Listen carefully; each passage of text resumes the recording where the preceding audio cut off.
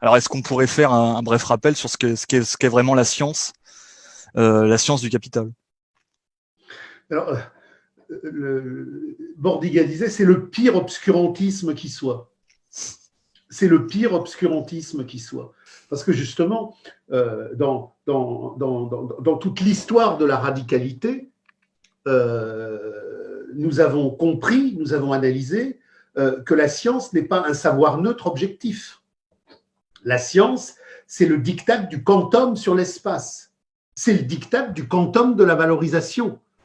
La science surgit dans toute l'étendue de son déploiement parce qu'elle est totalement intégrée au développement de la valeur d'échange qui valorise son espace et qui valorise son temps.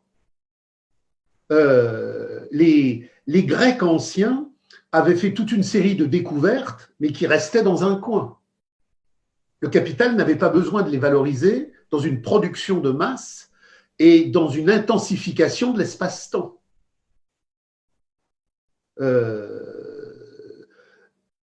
Marx dit, je crois que c'est dans l'idéologie allemande, les fameux théorèmes de Torricelli naissent avec le développement des nécessités de contrôler les cours d'eau, les torrents, quand le développement industriel du temps premier de la révolution capitaliste italienne nécessite effectivement un contrôle des sources d'eau.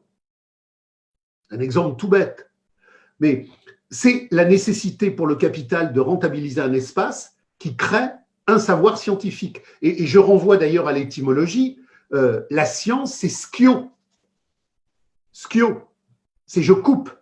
Et schio, c'est la schizoïdie du capital dans la schizophrénie mégapolitaine réalisée. C'est-à-dire, qu'est-ce que la science?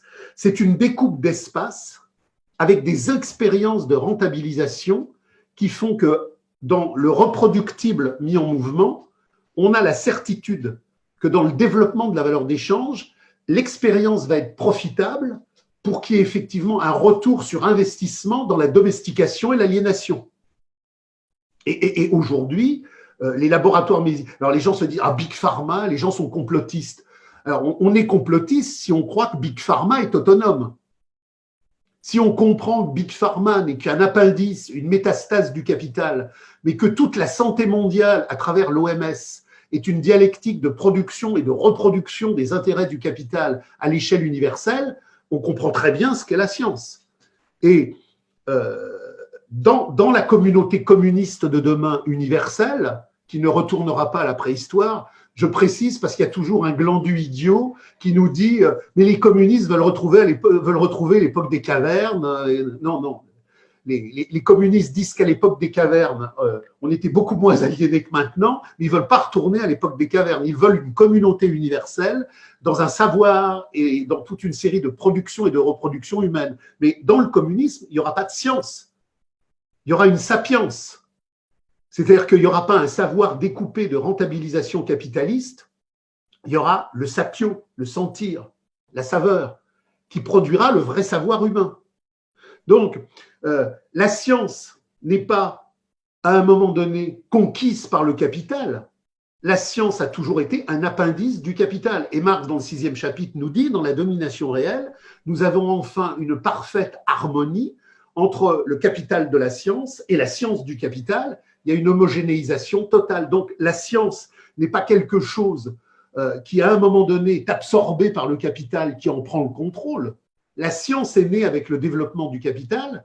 Tous les savoirs ancestraux, toutes les plantes, tout ce qui, pendant des siècles et des siècles, a sauvé les gens. C'est du sapio. La chloroquine, ça nous renvoie au quinquina. Les Indiens utilisaient le quinquina. Et on a d'ailleurs créé la chloroquine à partir du quinquina, qui est un dérivé de la quinine. Mais les Indiens paléolithiques utilisaient le quinquina.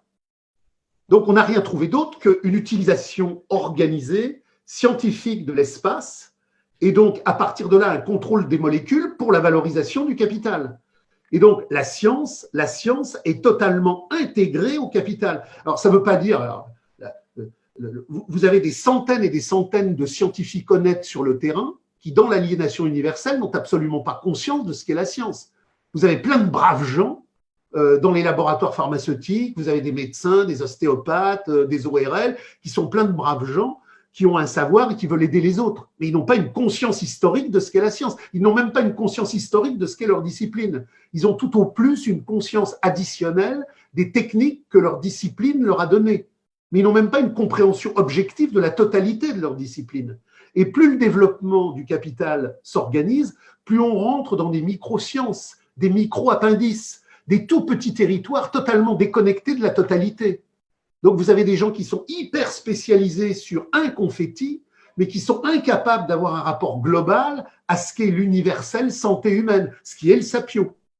Donc, dans le communisme, il y aura toute une redéfinition du savoir, il y aura toute une redéfinition des soins, il y aura toute une définition de bienveillance à la maladie et de résolution de la maladie, mais qui ne sera plus scientifique. Elle sera sapience.